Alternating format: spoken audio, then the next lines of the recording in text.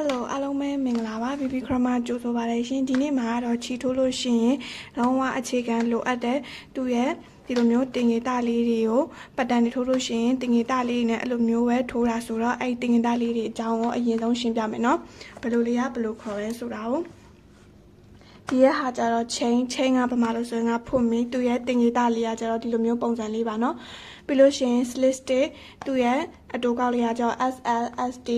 ပြီးရင်မြန်မာလိုကကြတော့ရှက်ကော်လို့ခေါ်တယ်သူရဲ့တင်ငေတလေးကကြတော့ဒီလိုမျိုးလေးပါပြီးရင် single crochet ကကြတော့တိုင်တို့သူကကြတော့ chain တစ်ခုနဲ့ညီမျှတယ်ပြီးရင်သူ့ကိုအတိုးကောက်ခေါ်လို့ရှိရင် SC လို့လည်းရေးတယ်နော်သူရဲ့တင်ငေတလေးကကြတော့ဒီလိုမျိုးပုံစံလေးပါအမြောင်းနဲ့အပေါင်းပုံစံလေးပါနောက်ပြီးကြတော့ half double crochet တိုင်လက်သူကကြတော့ chain နှစ်ခုနဲ့ညီမျှတယ်သူရဲ့အတိုးကောက်က HDC ပြီးလို့ရှိရင်ဒီမှာသူရဲ့တင်ငေတလေးကဒီလိုမျိုးပုံစံလေးပါD ပြီးလို့ရှိရင် double crochet DC မြန်မာလိုကတိုင်ရှည်သူကကြတော့ chain 3ခုနဲ့ညီမျှတယ်သူရဲ့တင်ငေတလေးကကြတော့ဒီလိုမျိုးပုံစံလေးပါပြီးရင် triple crochet DR သူက2ရစ်တင်တိုင်ရှည်သူကကြတော့ chain 4ခုနဲ့ညီမျှတယ်သူရဲ့တင်ငေတလေးကကြတော့ဒီလိုမျိုး T ကိုမှ2ချောင်းစစ်လေးပါပြီးလို့ရှိရင် double triple DTRသူက3ရစ်တိုင်ရှည်သူကကျတော့ chain 5ခုနဲ့ညီမျှတယ်သူရဲ့တင်ငေတလေးကကျတော့ဒီ T ပုံစံမျိုးမှာအချောင်းလေး3ခုချစ်ထားတယ်နော်ပြီးလို့ရှိရင် triple TR ပြီးလို့ရှိရင် E လို့လည်းခေါ်တယ်နော်သူရဲ့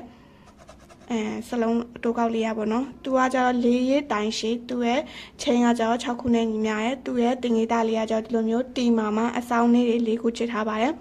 ပြီးရင် increase INC သူကကြတော့တိုင်ပွားတစ်ပေါက်ထဲမှာ2ခါထိုးရတယ်သူရဲ့တင်ငေတလေးကကြတော့ V decrease DEC တိုင်ရောသူက2ပေါက်မှာတစ်ခါပဲထိုးရတယ်သူရဲ့တင်ငေတလေးကကြတော့ဒီလိုမျိုး A ပုံစံလေးပါပြီးရင် magic ring MR သူကကြတော့ queen ရှင်သူရဲ့တင်ငေတလေးကကြတော့ MR ပြီးလို့ရှင်တိုင်ပွားဒီတိုင်ပွားကြတော့ဒီဟာနဲ့မတူဘူးเนาะဒီကကြတော့ W ဆိုရင်ကကြတော့တစ်ပေါက်ထဲမှာ3ခါထိုးရတာเนาะပြီးရင်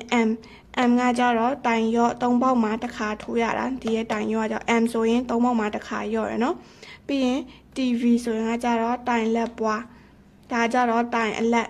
ဒီရဲ့ half double crochet နဲ့တိုင်လက်2ခါပွားပြီးတော့ထိုးရတဲ့ဟာเนาะပြီးလို့ရှိရင် double crochet DC တိုင်ရှည်လို့ခေါ်ရဲသူရဲ့တင်ငေတလေးကကြတော့ F